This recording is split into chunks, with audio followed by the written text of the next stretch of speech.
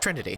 We all know Trinity. She's the frame who wants nothing more than to help everyone out. A certifiable friend. The shiny lobster lady with mom energy. Or mommy energy, depending on what side of the internet you're on. Before there was Oberon, Haro, Sevagoth, or...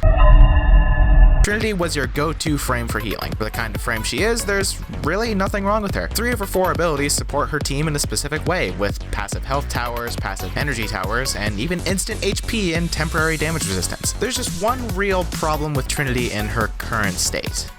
You're playing her wrong. Hey, what's up, pups? It's JR, and would you look at that, I'm making another Warframe video. Given that my opinion of DE hasn't changed one single bit, I'm still gonna say that I don't recommend playing Warframe, and if you do end up picking it up, or have already started, try to spend as little money on Warframe as you can. Hopefully this will make DE clean up their act and put a little bit more effort into making the game fun. But this isn't a video about bashing DE. This is a video about Trinity. Kind of funny how I used to have a series about building off-meta gear and encouraged people to build whatever they want, however they want.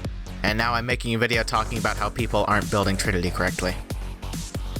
For this level of hypocrisy, I assure you I have a very good reason for making this video. And that is because the Trinity build I see the absolute most often is actually doing considerably more harm than good. And I wanted to make a video highlighting it, so hopefully people will start thinking about their Trinity build a little bit more, instead of just listening to random guides online from several years ago and just going off of that. Before we get into this video, I'd like to share a quick word from our sponsor.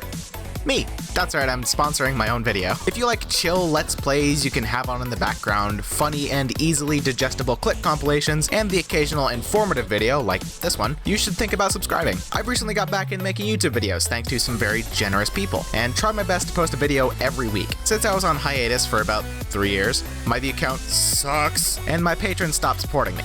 For good reason. I really don't blame them. If you want to help me out, consider sharing some of your favorite videos of mine with your friends. And if you want to help me out monetarily, my Patreon is linked in the description, and my PayPal email is down there too, if you can't afford a monthly subscription. And of course, if you want to support my regrowth on YouTube, make sure to hit the like button if you end up genuinely enjoying this video, and share your thoughts in the comments. Lord knows the algorithm loves comments. And now that that's out of the way, let's get back into the video. A few years ago, long enough for me to forget the exact amount of years it's been, Warframe was in a very weird state. And unbeknownst to everyone, this weirdness was about to spawn a very weird and short-lived meta. You don't have to deal with this anymore, but back in the day, explosive weapons like Ogress, Tonkor, and most assuredly Tenant Envoy dealt self-damage. This means that if the explosion ended up exploding a little bit too close to your Wisp's fat dump truck, you'd end up ragdolling yourself into the ceiling and needing to use a revive. This was obviously very annoying, and I'm one of the people who are happy to see it gone. Yes, you can't do wacky things like pairing your Chroma with a Cull Star and shooting the ground to max out your Vex armor, but I've been killed by my teammates flashing in front of my crosshair for the single perfect frame they would need for them to accidentally set off my Ogress rocket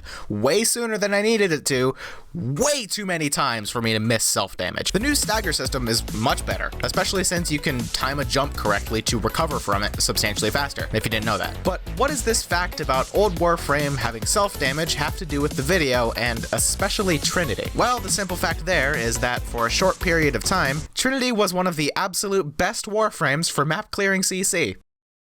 Told you it was weird. To shorthand this, Trinity's third ability, Link, provides her with effective damage resistance by redirecting incoming damage to nearby enemies. It's a neat ability and allows Trinity to be a fairly tanky Warframe, but keep in mind that with a high strength build, you can redirect almost all incoming damage to enemies, and you used to be able to deal damage to yourself. So for maybe 2 weeks at most, you can go into public lobbies without having a Trinity, turning on Link, looking at the ground, and spamming some sort of explosive weapon at her feet, thereby killing every single enemy within a 5-mile radius. It sucked. Thankfully, DE was quick on the ball with that one, and patched it so self-damage would no longer affect Link, and it had to be incoming damage from an outside source. Thus, this meta swiftly disappeared into the annals of history. But if this build is gone, why am I bringing it up if no one can use it anymore? Well, I'll get to that. After this meta kicked the bucket and everyone moved on, there was a few people hanging around thinking about how Trinity, of all Warframes, was one of the best DPS Warframes for a little bit, and the cogs in their heads started turning, bringing to light yet another strange meta that stuck around for considerably longer. EV nuking. Trinity's second ability, Energy Vampire, turns a single enemy of your choice into a passive energy tower that every so often saps a portion of its health to radiate a burst of energy to any warframe standing close enough to it. It's an exceptionally helpful ability, and plenty of people still swear by it for energy gain, despite there being multiple options now. However, there is a key factor about Energy Vampire that some of you may have picked up on. It trades a portion of the enemy's health to generate energy. This is where those DPS Trinities from earlier got an idea. You see, regardless of the duration of the ability, the Energy Vampire target will always burst the exact same number of times. This means if you have a high duration, the burst will be spread out over a longer period of time, making it so you have to wait longer for your next burst of energy. Inversely, if you have an excessively low duration, you're going to get every single burst in an extremely rapid fashion. And since the bursts happen at a considerably faster rate, that means it would need to sap health at a considerably faster rate as well. And this is where the meta comes in. Back when this was going on, Energy Vampire sapped a set percentage of HP from the target on every burst, making it effectively deal true damage and directly hit the target's health bar without having to worry about armor, shields, or any other outside source of survivability. And since you generated more energy based on your Trinity's power strength, the health sapped from the target proportionally increased alongside it. So the build was basically as follows. Take your Trinity, max out her strength, destroy her duration, and then throw in your mix of range or efficiency based on your preference.